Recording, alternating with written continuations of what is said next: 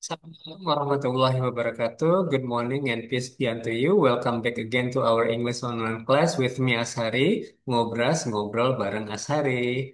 Oke ya, jadi di pertemuan keempat dari mata kuliah Academic Reading and Writing kali ini kita akan membahas tentang background to writing ya. Jadi masih berkisar tentang latar belakang penulisan.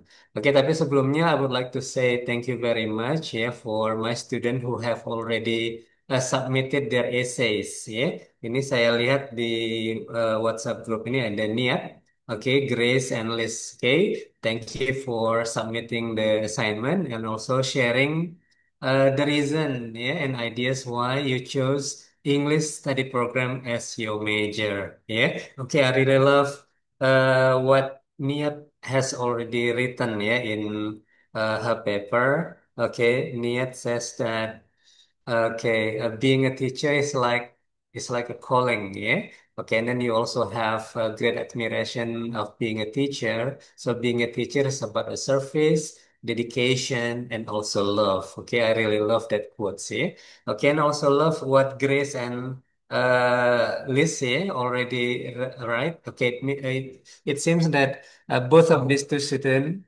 really love English and wants to improve their English skills, yeah, by listening to music and then watching English movies without subtitles and also to write something in English. Okay, that is one of the way to improve our English skills. Yeah. Okay, and then you said that uh, proficiency in English will open more opportunities, yeah, more open career opportunities, and then you can also communicate with many people around the world. Okay, that is great ideas. Okay, thank you. Okay, now let's continue our topic for today. It's about background writing. Yes, this one, background to writing. Ya, inilah dia pendahuluan kita ya, latar belakang penulisan. Jadi kenapa kita membahas mata kuliah ini ataupun juga topik ini? Karena memang kebanyakan ya, most academic courses assess student through written assignment. Jadi banyak mata kuliah ya tidak hanya di kampus kita yang mengakses ataupun juga yang menilai siswanya itu melalui tugas-tugas tertulis ya. Jadi academic writing is a must. Oke, selain itu, tujuan dari pembelajaran kita hari ini adalah untuk membahas tentang the names of different writing tasks. Oke, jadi kita akan bahas tentang beberapa contoh dari karya tulis ilmiah.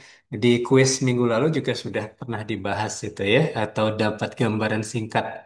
Kemudian the format of long and short writing task ya. Jadi kita bahas juga tentang formatnya, baik itu untuk karya tulis ilmiah yang panjang seperti this one, oke nampak atau enggak ya? Ataupun juga this one. Nah, this is undergraduate thesis ya, ataupun juga skripsi. Ini sebuah karya tulis yang tentu saja eh, panjang dan juga membutuhkan waktu dan ada format-formatnya ya dibandingkan dengan short writing task seperti essay. Kemudian yang ketiga, the use of sentences and paragraphs ya, bagaimana contoh-contoh kalimat, penggunaan kalimat dan juga paragraf.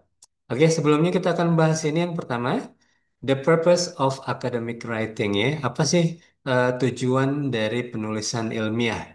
Jadi, the writer should be clear why they are writing. Seorang penulis itu harus jelas kenapa mereka menulis, dan kebanyakan the most common reason for writing include.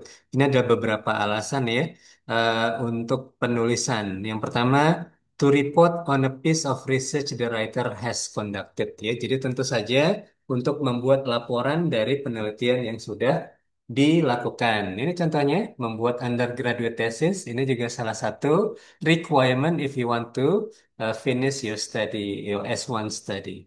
Oke, number two, to answer a question, untuk menjawab pertanyaan. Ini biasanya di ujian dong. Oke, sebentar lagi ini ujian mid semester. Oke, there must be some question that needed to be answered. Oke, and then to discuss a subject of common interest. Ya, ini ada yang di essay, contohnya minggu lalu. Okay, I really want to know your perspective or your point of view of the background or the reason why you want to be an English teacher. Okay, Yang berikutnya adalah to synthesize research done ya by others. Ini seperti critical book review ataupun juga literature review ya. Jadi biasanya kalau adik-adik nanti buka skripsi bab 2 itu ada namanya review of related literatures. Jadi di situ kita bisa membahas penelitian hasil-hasil penelitian orang lain dan juga mungkin mengcompare and contrast dengan penelitian yang akan kita lakukan. Oke, kira-kira ada nggak alasan lain nih? Alasan lain kenapa kita harus menulis? Sebenarnya udah ada juga kan saya kasih. Oke, misalnya ini to present a hypothesis ya for consideration by others. Ini biasanya ada di ini nih. em, di bagian conclusion and suggestion ya, di bagian saran dari sebuah skripsi ataupun juga tesis dan disertasi ya. Jadi kita mengetahui batasan ataupun juga batasan dari kesimpulan penelitian kita yang masih bisa dieksplor oleh peneliti lain. Jadi kita memberikan hipotesis ya. Kemudian to make notes on something or here something we read and heard. Okay, this is very important. Okay, so you must have the skill how to make notes efficiently. Okay, jadi kamu nggak bakal kehilangan waktu, pikiran, dan tenaga ya. Jadi ketika mendengar dosen berceramah ataupun juga membaca buku, okay, you must be able to grasp the important ideas. Okay, kemudian yang tadi lagi kembali, ya.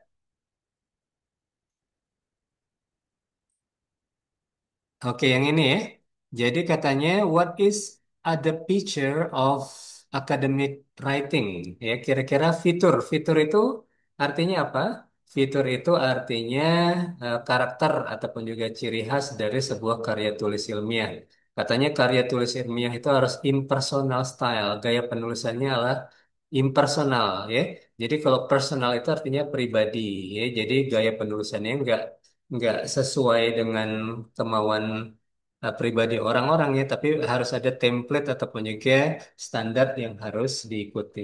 Oke, impersonal itu berartinya tidak pribadi dan biasanya tidak ada subjeknya. Dan ini biasanya ada di kalimat-kalimat bahasa Inggris ya, yang lebih cenderung menggunakan passive sentence daripada kalimat aktif ya. Misalnya, kita buat aja lah kalimat ya. It is believed It is believed, okay, that smoking is dangerous for our health. Oke, ya. Jadi ini salah satu contoh kalimat impersonal. Jadi tidak ada subjek ya dari kalimat ini. Jadi dipercaya bahwa smoking is dangerous ya, merokok itu berbahaya bagi kesehatan. Jadi siapa yang mengatakan hal tersebut itu tidak disebutkan. Itu biasanya salah satu impersonal style. Fitur yang lain mungkin itu adalah namanya formal vocabulary. Formal vocabulary. Jadi kalau di karya tulis ilmiah itu biasanya lebih cenderung menggunakan kosakata bahasa Inggris formal. Jadi kalau dosen saya bilang itu harus HOTS ya, High Order of Thinking Skill. Jadi misalnya kata buy. Buy itu kan terlalu common ya, membeli. Oke, sinonim dari buy apa kira-kira? Bisa menggunakan kata purchase ya. Ataupun juga misalnya kata enough. Wah, never enough. Oke, enough. Itu apa kira-kira? Oke, menggunakan kata ya sufficient. Sufficient. Ya. Ataupun juga dulu saya menggunakan kata explain. Oke, tapi dosen saya menyarankan menggunakan kata elaborate ataupun juga elucidate. Ya, jadi ini high order thinking skill. Juga tidak boleh ada yang namanya apa apa ya, phrasal phrase ataupun juga gabungan dari dua kata kerja. Jadi pakai ini saja, pakai kata-kata misalnya look over, pakai review gitu ya. Dan tidak boleh ada singkatan-singkatan, misalnya she's, I'm itu tidak boleh ya. dan juga ada citasi dan lain sebagainya. Itu adalah beberapa fitur dari yang namanya academic writing. Oke, yang berikutnya ini adalah format dari em, beberapa karya tulis ilmiah, baik itu yang long maupun short. Jadi kalau misalnya untuk essay, itu biasanya introduction, main body, and conclusion. Ya. Jadi tiga paragraf, setiap paragraf punya satu ide utama or main ideas.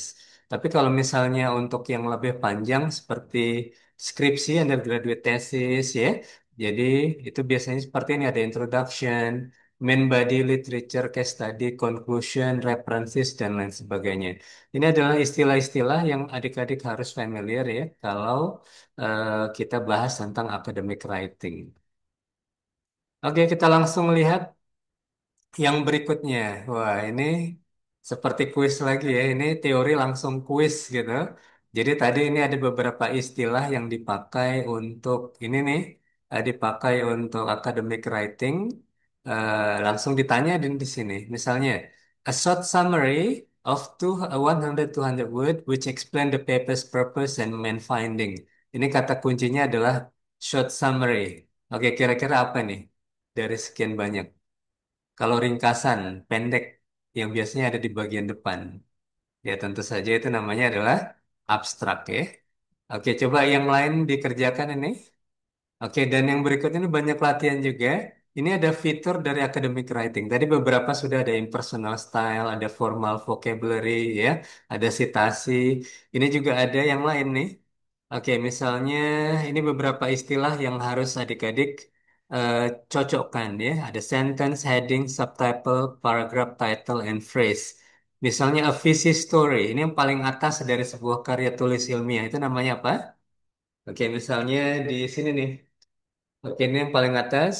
The use of mnemonic technique to enhance students' vocabulary in writing and descriptive text. Oke, itu yang paling atas berarti namanya item. Ya, kemudian yang berikutnya di bawahnya misleading health claim regarding omega 3 fatty acid. Kira-kira apa? Kita coba dikerjakan ya.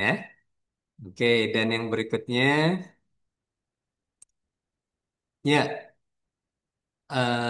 ini beberapa fitur lain dari karya tulis ilmiah. Katanya harus ada references, kemudian harus ada abbreviation ya. Oke, misalnya ini kalau di PLP itu ada pengenalan lapangan persekolahan disingkat jadi PLP ataupun juga itu banyak adik-adik tentang apa ya KKM ya, ketuntasan kriteria ketuntasan minimal. Oke, itu ada KKM. Oke, tapi dalam bahasa Inggris itu apa bahasa Inggrisnya? Minimum criteria or passing or what I don't know ya. Kemudian ada penggunaan italic untuk penggunaan bahasa asing. Jadi kalau di potensi utama nanti kita menggunakan bahasa Inggris ya. Jadi kalau misalnya bahasa asing, misalnya bahasa Latin, misalnya nih ada Tamura et al. Ya. Jadi et al ini kan bahasa Latin ya. Jadi harus garis miring, penggunaan bracket dan lain sebagainya. Oke, di sini juga ada perbedaan antara simple and complex sentence ya. Jadi yang namanya simple sentence itu biasanya easier to write and to read, gampang ditulis dan dibaca, but complex sentence are also needed in oke. However, students should make clarity priority and avoid writing. Jadi kalau yang namanya complex sentence biasanya ada conjunction ya, ada relative pronoun and punctuation. Jadi ada yang namanya kata-kata penghubung dan lain sebagainya. Oke, coba dibedakan nih kalimat yang atas dengan yang bawah mana yang simple, mana yang kompleks. Tentu yang atas ini yang kompleks ya. Oke, in 2005 the company produced over 135,000 vehicles. Ya, jadi ada subjek, ada predicate, ya seperti itu. Tapi kalau misalnya complex sentence, dia menggunakan dua main ideas dihubungkan dengan ini ya, dengan menggunakan conjunction dan lain sebagainya. Oke, ini adik-adik diminta untuk membuat apa nih? Oke, membuat kalimat sederhana dan kompleks dengan menggunakan tabel ini. Oke, nanti dikerjakan ya.